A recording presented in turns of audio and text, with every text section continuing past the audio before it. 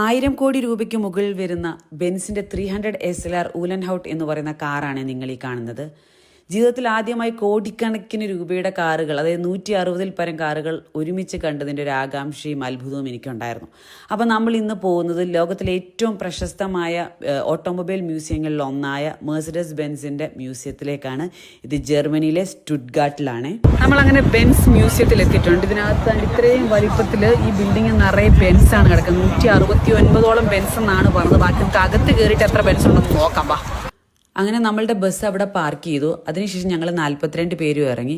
ആ പാർക്ക് ചെയ്ത ഏരിയയിൽ കിടക്കുന്ന ബെൻസുകൾ കണ്ടോ, ബെൻസിൻ്റെ പല മോഡലുകൾ ഇങ്ങനെ അടുക്കി ഇട്ടേക്കുന്നത് പോലെ ഫീൽ ചെയ്തു. അപ്പം നമ്മൾക്ക് കാണാനുള്ളത് ഇതല്ല, നമ്മൾ കാണാൻ വന്നത് മ്യൂസിയമാണ്. ഇതാണ് മ്യൂസിയം, മെഴ്സിഡസ് ബെൻസിൻ്റെ മ്യൂസിയമാണിത്. ഇത് 1,78,000 സ്ക്വയർ ഫീറ്റിലാണ് സ്ഥിതി ചെയ്യുന്നത്. അതുപോലെ തന്നെ ഇത് 9 നിലകളിലായിട്ടാണുള്ളത്. അപ്പം നമ്മളുടെ ടൂർ ഗൈഡ് ടിക്കറ്റ് കൗണ്ടറിൽ നിന്ന് ടിക്കറ്റ് കളക്ട് ചെയ്യുന്ന സമയം നമ്മളവിടെ വെയിറ്റ് ചെയ്തു. അതിനുശേഷം ദൂരെ നിന്ന് കാറുകളൊക്കെ നമ്മൾ കണ്ടു. അവിടെ നമുക്ക് കാണാൻ പറ്റും പല മോഡലുള്ള നമ്മൾ ജീവിതത്തിൽ കണ്ടില്ലാത്ത കാറുകൾ അവിടെ തന്നെ നിന്ന് നമുക്ക് കാണാൻ പറ്റും. അത് ഞാനൊന്ന് കാണിച്ചിട്ട് നമ്മുടെ ടൂർ ഗൈഡ് തന്നെ ടിക്കറ്റ് കളക്ട് ചെയ്യണം. ആ സമയം കൊണ്ട് ഞങ്ങൾക്ക് എടുക്കാൻ പറ്റുന്ന വീഡിയോ ഞങ്ങൾ ഒരു സൈഡിൽ നിന്ന് എടുത്താണ്. പല മോഡലുള്ള കാറിനെയൊക്കെ ഇഷ്ടപ്പെടുന്ന, വാഹനങ്ങളെ ഇഷ്ടപ്പെടുന്ന ആളുകളാണെങ്കിൽ തീർച്ചയായും കാണേണ്ട ഒരു സ്ഥലമാണ് ഈ ഒരു ബെൻസ് മ്യൂസിയം എന്ന് പറയുന്നത്. അത്ഭുതപ്പെട്ടു കേട്ടോ. ഞാൻ ജീവിതത്തിൽ കണ്ടിട്ടില്ലാത്ത പലതരം മോഡലുകൾ, കളിപ്പാട്ടം അടുക്കി വെച്ചേക്കുന്നത്, ടോയ് കാർ അടുക്കി വെച്ചേക്കുന്നത് പോലെയാണ് ഇവിടെ കാറുകൾ അടുക്കി വെച്ചേക്കുന്നത്. നമുക്ക് ഓരോന്നും ഇത് തുടക്കത്തിൽ കണ്ടപ്പോൾ തന്നെ അത്ഭുതം തോന്നിപ്പോയി. ഇതിനുശേഷം നമുക്ക് ഇവിടുന്ന് നമുക്കൊരു ഹെഡ്സെറ്റ് തരും. അതിനകത്ത് പല ലാംഗ്വേജിൽ നമുക്ക് ഇംഗ്ലീഷോ അങ്ങനെയുള്ള ലാംഗ്വേജുകൾ യൂസ് ചെയ്തിട്ട് ഇതിനെ പറ്റിയിട്ടുള്ള ഓരോന്നിൻ്റെ ഫ്രണ്ടിൽ വരുമ്പോൾ അതിനെ പറ്റിയിട്ടുള്ള കാര്യങ്ങൾ നമുക്ക് പറഞ്ഞുതരും.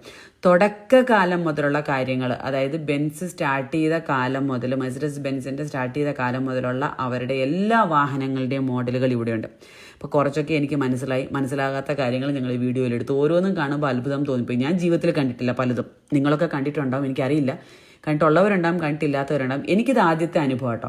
ഇങ്ങനെ ഞാനൊരു മ്യൂസിയം തന്നെ കാണുന്നത്, വാഹനങ്ങളുടെ പല തരത്തിലുള്ള മ്യൂസിയം കണ്ടിട്ടുണ്ട്. ദുബൈയിൽ പോയപ്പോൾ ഞാൻ മ്യൂസിയം കണ്ടിട്ടുണ്ട്. പക്ഷേ ഇങ്ങനെയൊരു മ്യൂസിയം എനിക്കൊരു അത്ഭുതം തന്നെയായിരുന്നു. കാരണം അവിടെ എന്ന് പറഞ്ഞാൽ ബെൻസ് ആ ഒരു ക്ലാസ് ആ ഒരു ബിൽഡിങ്ങിൽ പോലും കാണിക്കുന്ന പോലെ എനിക്ക് ഫീൽ ചെയ്തു. ആ ബിൽഡിംഗ് തന്നെ ഒരു വെറൈറ്റി ബിൽഡിംഗ് ആണ്. അകത്ത് കയറി കഴിഞ്ഞാൽ ഈ ഒരു മ്യൂസിയത്തെ പറ്റി പറയുകയാണെങ്കിൽ ജർമ്മനിയിലെ സ്റ്റുട്ട്ഗാർട്ടിലാണ് ഈ ഒരു മ്യൂസിയം സ്ഥിതി ചെയ്യുന്നത്. മെഴ്സിഡസ് ബെൻസ് എന്ന് പറയുന്ന ബ്രാൻഡിന്റെ ചരിത്രവും വിവിധ കാലഘട്ടങ്ങളിൽ നിർമ്മിച്ച 160-ന് മുകളിൽ വാഹനങ്ങൾ ഇവിടെ പ്രദർശിപ്പിച്ചിട്ടുണ്ട്. പലതും നമുക്ക് ടോയ് കാർ പോലെ ഫീൽ ചെയ്യും. 9 നിലകളിലായിട്ട് പലതും സെറ്റ് ചെയ്ത് വെച്ചിരിക്കുന്ന കാണുമ്പോൾ ടോയ് കാർ പോലെ ഫീൽ ചെയ്യും. റേസിംഗ് കാറുകളൊക്കെ കാണുമ്പോൾ ശരിക്കും പറഞ്ഞാൽ ഒരു ടോയ് കാർ ഫീലാണ് തോന്നുന്നത്. പക്ഷേ അങ്ങനെയല്ല, അടുത്ത് കാണുമ്പോൾ അത് ശരിക്കും പറഞ്ഞാൽ മെഴ്സിഡസ് ബെൻസിന്റെ ഓരോ മോഡലുകളാണ് നമുക്ക് മനസ്സിലാവും. ഇത് കാണേണ്ട ഒരു കാഴ്ച കേട്ടോ. 2006-ലാണ് ഇത് ജനങ്ങൾക്കായിട്ട് തുറന്നു കൊടുത്തത്.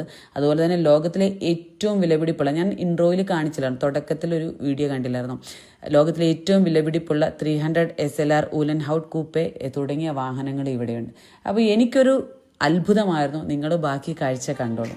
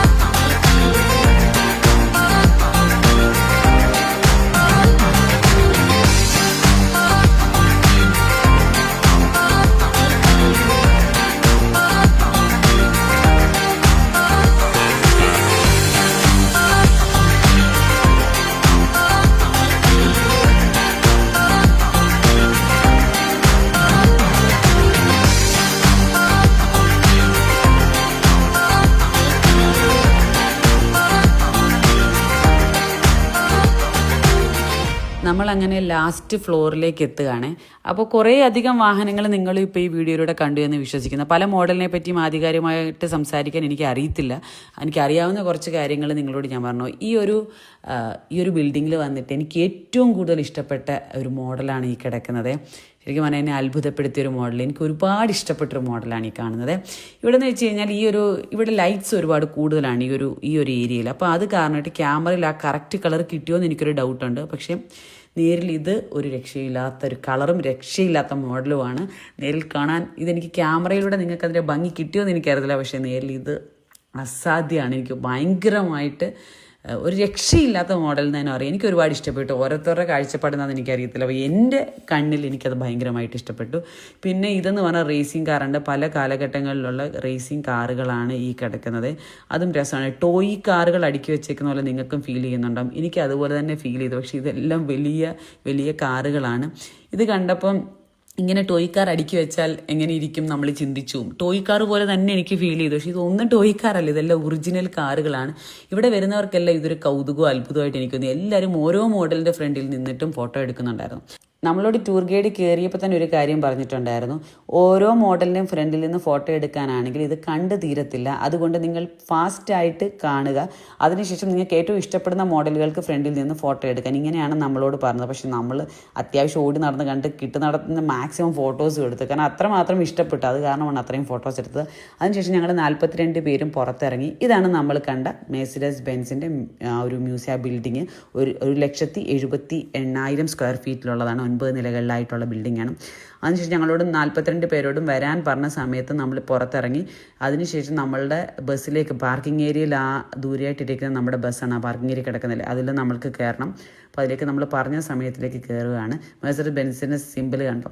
അപ്പോൾ നമ്മളിന്ന് ട്രാവൽ ചെയ്യുന്നത് TTC ട്രാവൽ കമ്പനിയോടൊപ്പമാണ്. അപ്പോൾ യൂറോപ്പിൽ ട്രാവൽ ചെയ്യാൻ താല്പര്യമുള്ളവർക്ക് താഴെ കാണുന്ന നമ്പറിൽ കോൺടാക്ട് ചെയ്യാം. Day 1 മുതൽ ഇതുവരെയുള്ള കാഴ്ചകൾ ഞാൻ ഇട്ടിട്ടുണ്ട്, തുടർന്നും ഞാൻ ഇടുന്നതാണ്. അപ്പോൾ യൂറോപ്പിലേക്ക് ട്രാവൽ ആഗ്രഹിക്കുന്നവർക്ക് TTC ട്രാവൽ കമ്പനിയെ കോൺടാക്ട് ചെയ്യാവുന്നതാണ്. നാളെ അടുത്ത സ്ഥലവുമായി കാണാം. അതുവരയ്ക്കും ബൈ.